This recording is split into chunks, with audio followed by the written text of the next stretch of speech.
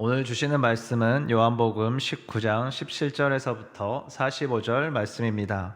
십자가에 못 박히시다라는 제목으로 함께 말씀을 나누겠습니다. 바이블 타임 34페이지 본문 요약을 함께 보시겠습니다. 본문 요약: 이방인 총독 빌라도의 노력에도 불구하고 유대 백성들의 음모로 예수님은 결국 사형 선고를 받으시고 골고다 언덕에서 십자가에 못 박혀 죽으셨다. 오늘 본문에서 예수님께서는 십자가에 못 박히시고 숨을 거두십니다. 하나님의 아들이신 그분께서 왜 십자가에서 죄인으로 돌아가셔야만 했을까요? 2000년 전에 십자가에 달리신 예수님의 죽음은 지금 곧 오늘 나와는 무슨 상관이 있을까요?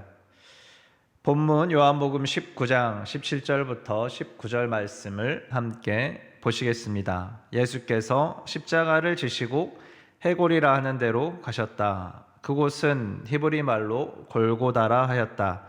거기서 그들은 예수를 십자가에 못 박았다. 그리고 다른 두 사람도 예수와 함께 십자가에 달아서 예수를 가운데로 하고 좌우에 세웠다. 빌라도는 또한 명패를 써서 십자가에 붙였다. 그 명패에는 유대인의 왕 나사렛 사람 예수라고 썼다. 찬송가 150장 갈보리 산 위에 1절은 다음과 같이 시작합니다. 갈보리 산 위에 십자가 섰으니 주가 고난을 당한 표라. 여기서 갈보리라는 단어가 우리에게 더 익숙할 수 있으나 갈보리는 라틴어로 해골을 뜻하는 칼바리아에서 유래했고, 골고다는 아람어 또는 히브리어 길갈타 또는 골고트를 헬라어로 음역한 것입니다. 바로 이 골고다, 예로부터 사람들이 공개 처형을 당했던 곳, 사람들이 가면 결국 죽어서 해골이 되는 이 공개 처형장으로 예수님은 가셔서 십자가에 못 박히셨습니다. 예수님이 십자가에 못 박히실 때 다른 두 사람도 예수님의 좌우에 함께 십자가에 달리게 됩니다.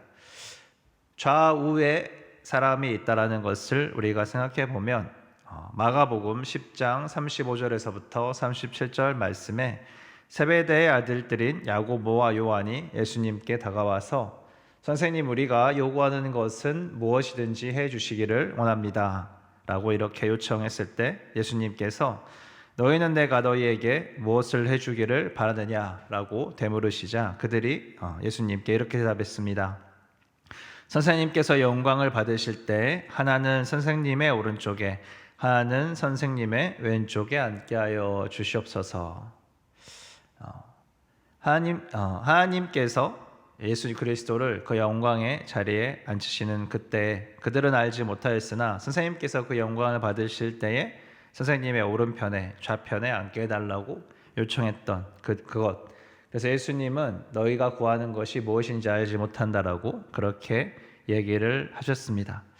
우리나라에도 예전에는 좌의정과 우의정이 있었던 것처럼 왕의 좌우에서 권세를 누리는 사람들, 이 사람들을 볼 때 이 좌우에 있는 사람들을 통해서 우리가 좌우의 권위를 가지고 있는 사람들을 거느리는 왕, 그 왕이 바로 가운데 있는 분이다라는 것을 우리가 함께 생각해 볼 수 있습니다. 그런데 지금 이 십자가의 좌우에는 누가 있습니까? 바로 강도들, 죄인들이 있습니다. 이것은 무엇을 의미합니까? 죄인들의 왕으로 그 가운데 달렸다라는 것을 의미합니다. 빌라도는 명패에 예수님이 유대인의 왕 나사렛 사람 예수다라고 그렇게 써서 명패를 붙입니다. 20절과 21절을 보면 많은 유대 사람이 명패를 읽었고 이 명패는 히브리어, 로마, 그리스어로 쓰여 있어서 여러 민족 사람들이 다 볼 수 있었다라고 그렇게 되어 있습니다. 그러나 여러 사람들이 보는 이 명패에 대해서 유대 사람들이 오히려 자칭 유대인의 왕이라고 써달라고 빌라도에게 말합니다. 예수님은 죄인들의 왕이자 그 나라 사람들도 인정하지 않는 자칭 왕, 힘없는 왕으로 십자가에 못 박혀서 그렇게 비참하게 죽어야 하는 죄인의 모습으로 그 시대에도 그 이후의 시대에도 그의 죽음이 그렇게 온 세상에 알려지게 되며 역사에 남게 되었습니다. 그러나 이 예수님의 죽음은 죄가 없으신 이가 모든 사람의 죄를 대신 짊어지시고 죽으신 죽음이었기 때문에 모든 이를 구원하기 위한 가장 영광스러운 죽음으로 영원히 빛나게 되었습니다. 빌립보서 2장 8절에서 11절 말씀입니다. 자기를 낮추시고 죽기까지 순종하셨으니 곧 십자가에 죽기까지 하셨습니다.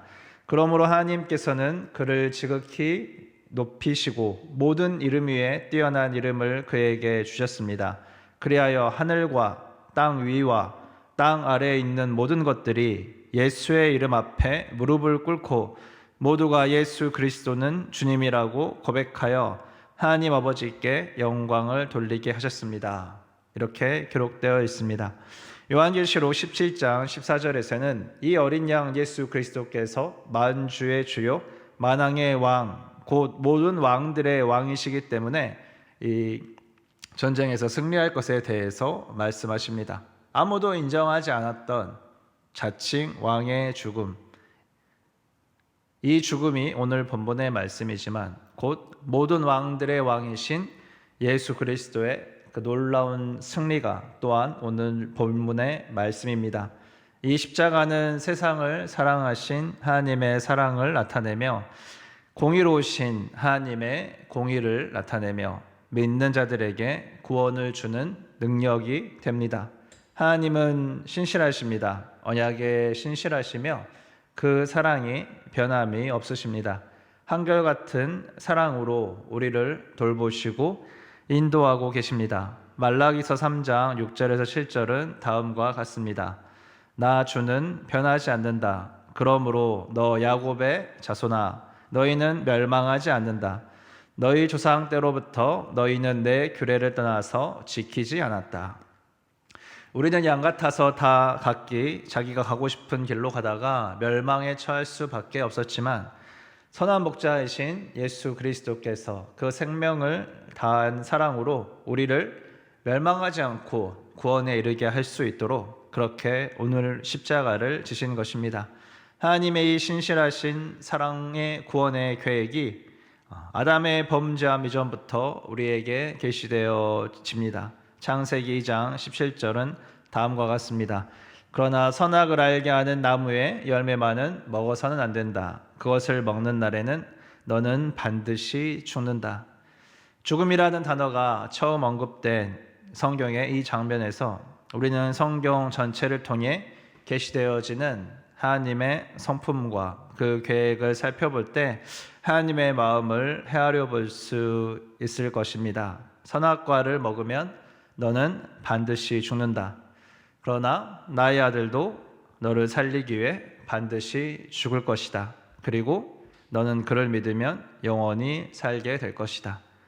이 놀라운 하나님의 계획의 메시지가 창세기 3장의 한 생명의 죽음을 통하여 얻어진 그 가죽옷으로 가려지는 아담과 하와의 벌거벗은 수치, 이를 통해 우리에게 또한 알려지게 됩니다. 그리고 예수 그리스도의 십자가의 대속의 죽음으로 우리의 죄와 수치가 영원히 해결되는 것을 우리가 오늘 본문을 통해 보게 됩니다. 둘로 갈라진 짐승의 사체 사이로 두 계약자가 아닌 오직 하나님의 불이 지나가면서 모든 것을 담당하시겠다라고 아브라함과 언약하신 이 하나님, 모리아 산에서 아들 이삭 대신 제물로 준비되어진 숫 양을 허락하시며 자신의 아들을 대신 제물로 준비하셨음을 계시하신 하나님, 이 변함이 없으시고 신실하시고 사랑이 많으신 하나님께서 많은 역사를 통해서 말씀하시고 이루어 가시는 그 구원의 계획, 이 계획의 절정이 오늘 예수 그리스도의 십자가로 우리에게 허락되어진 것입니다. 2000년 전에, 창세 전에 계속해서 계획되어지고 이루어지고 절정을 향해서 갔던 이 예수 그리스도의 그 십자가의 죽으심은 지금 이 말씀을 접하고 믿는 우리에게까지 이어지며 그 구원의 은혜가 허락되어지게 됩니다. 계속해서 오늘 본문은 이 신실하신 하나님께서 언약을 이루어가고 계시다. 바로 예수 그리스도께서 이 선하신 하나님의 뜻을 이루어가고 계신다라는 것을 우리에게 보여줍니다. 예수님께서 말씀대로 사시는 것, 하나님의 뜻이 이루어지도록 순종하는 삶을 사셨던 것, 주님의 그 뜻이 우리를 향한 사랑과 구원의 계획임을 나타내 줍니다. 오늘 본문 23절과 24절에서 예수님의 겉옷을 나누어 가지고 속옷을 놓고 제비를 뽑는 것은 시편 22편 18절에 언급된 말씀이 이루어지는 것이며 33절에 예수님의 다리가 꺾이지 않는 것도 그의 뼈가 하나도 부러지지 않을 것이다 한 시편 34편 20절의 성경 말씀이 이루어지게 하려는 것입니다. 또한 6월절에서 어린 양의 뼈를 하나도 꺾지 말라는 출애굽기와 민수기의 그 말씀도 이 예수님의 죽음이 곧 우리의 죄를 사하시는 어린 양의 대속의 죽음임을 알려줍니다. 37절의 말씀도 스가랴서 12장 10절의 말씀이 이루어진 것으로 그들이 찌른 그를 보게 될 것이다 라는 이 말씀이 이루어지면서 온전한 회개의 자리로 나아가게 될 것을 또한 말씀해 주십니다. 이처럼 예수님께서 하나님의 말씀대로 순종하신 그 삶은 우리를 향하신 사랑, 그 사랑의 걸음이며 거룩한 죽음이었습니다. 그리고 우리에게 이제 다시 오시겠다라는 예수님의 약속이 허락되었습니다. 언약에 신실하시고 우리를 사랑하시고 우리를 구원하시기를 원하시는 이 변함이 없으신 하나님의 그 계획을 우리가 말씀을 통해 받고 누리게 됩니다. 하나님의 이 뜻과 언약은 십자가에서 예수님께서 하나님의 말씀을 이루셨던 것과 같이 곧 예수님의 다시 오심을 통하여서 우리에게 완성될 것입니다. 그 마지막 심판의 날에 이 십자가에 달리신 예수님을 믿고 죄사함을 받은 자들은 구원을 받으며 하나님께서 태초부터 변함없는 사랑으로 다가오시는 그 사랑의 품에 우리가 안기게 될 것입니다. 우리를 위해 십자가에 못 박히신 예수님의 그 발 앞에 조용히 엎드려서 그 사랑을 묵상하는 하루, 주님의 그 사랑의 계획이 주님 오늘 나에게 다가옵니다 라고 묵상하는 하루가 되기를 예수 그리스도의 이름으로 축원합니다. 우리를 위해 수치를 당하시고 천대를 당하시고 고난을 당하신 예수님께 우리의 사랑과 감사를 올려드리는 하루가 되기를 예수 그리스도의 이름으로 축원합니다. 함께 기도하시겠습니다.